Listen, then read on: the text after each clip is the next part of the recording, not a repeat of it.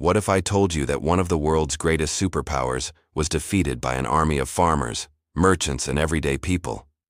It sounds impossible, right? But this isn't fiction. This is the story of how 13 small colonies took on the mighty British Empire and won their freedom. How did they pull it off? The answer is a story of incredible courage, stubborn defiance, and a single idea that changed the world forever. Let's dive into how it all began. In the mid-18th century, North America was a land of opportunity under British rule. 13 colonies lined the Atlantic coast, growing richer and more independent with each passing year. But under the surface, something was brewing. The colonists felt crushed by heavy taxes and strict rules imposed by a government thousands of miles away. They were British subjects, but they weren't being treated like it. This growing resentment was a powder keg, and it was just about to explode. It all started to unravel after Britain's costly victory in the French and Indian War. Buried in debt, the British Parliament decided the American colonies should help pay the bills. They introduced a series of taxes that infuriated the colonists. The Stamp Act taxed everything from newspapers to playing cards. Then came the Tea Act, which, while seemingly small, was the final straw. A powerful cry echoed from Massachusetts to Georgia: no taxation without representation. They had no seats in Parliament, so why should they be forced to pay? In 1773, a group of patriots in Boston, disguised as Native Americans, made their feelings crystal clear. They boarded British ships and dumped an entire shipment of tea into the harbor. This act of defiance, the Boston Tea Party, was a direct challenge to the Crown. Britain's response was swift and harsh.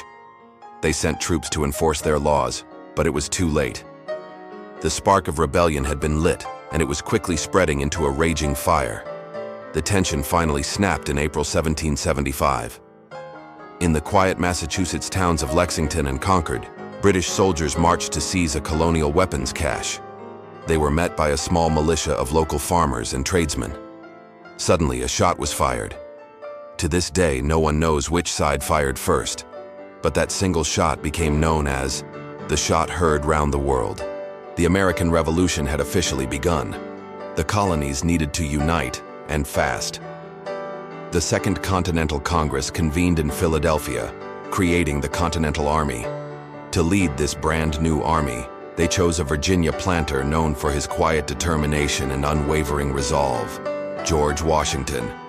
He was about to face the challenge of a lifetime. Now let's be real. On paper, this was a massive mismatch. The British Army was the most powerful, well-trained fighting force on the planet. The Continental Army. They were mostly volunteers with little training, few weapons, and often not enough food or shoes. But they possessed one thing the British couldn't defeat: an unbreakable will to be free.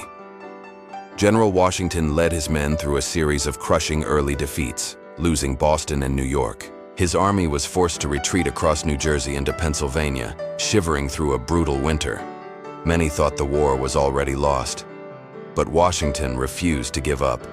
On a freezing Christmas night in 1776, he did something incredibly bold. He led his troops across the icy Delaware River for a surprise attack on the enemy forces at Trenton. It was a stunning victory that sent shockwaves through both armies and proved that this ragtag army of rebels could stand, fight, and win. As the war raged on, another equally important battle was being fought with words. On July 4, 1776, back in Philadelphia, the Continental Congress adopted a document that would change history. Written by Thomas Jefferson, the Declaration of Independence was a bold and revolutionary statement. It declared that the 13 colonies were no longer colonies at all, but free and independent states, the United States of America. Its words have echoed through the centuries. We hold these truths to be self-evident: that all men are created equal, that they are endowed by their Creator with certain unalienable rights, that among these are life, liberty, and the pursuit of happiness. For the first time, a nation was founded not on the power of a king, but on the rights of its people. The world watched as a new nation was born from an idea. But declaring independence is one thing, winning it is another. The turning point of the war came in 1777 at the Battle of Saratoga in New York. The American victory there was so decisive that it convinced another global superpower, France, that the colonists actually had a chance. And this changed everything. France officially joined the war as an American ally, providing badly needed soldiers, money, weapons, and most critically, a powerful navy to challenge Britain's control of the seas. Still, the struggle was far from over. That following winter at Valley Forge was one of the lowest points for Washington's army. His soldiers faced starvation, disease, and freezing cold. But they didn't break. They trained, they drilled, and they emerged from that brutal winter a tougher, more disciplined, and professional fighting force, ready to challenge the British on their own terms.